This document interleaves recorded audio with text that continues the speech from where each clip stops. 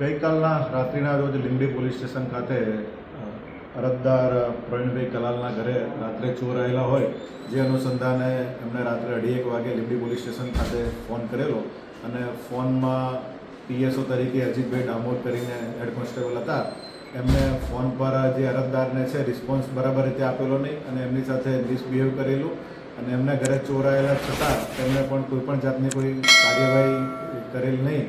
જે અનુસંધાને આ જે લીંબડી પોલીસ સ્ટેશનના હેડ કોન્સ્ટેબલ છે અજીતભાઈ ડામોર તેના શિસ્ત વિરુદ્ધનો રિપોર્ટ કરવામાં આવેલો છે. જે રિપોર્ટના અનુસંધાને પોલીસ અધિક્ષક શ્રી દાહોદનાએ તેને તાત્કાલિક અસરથી સસ્પેન્ડ કરી દેવામાં આવેલ છે.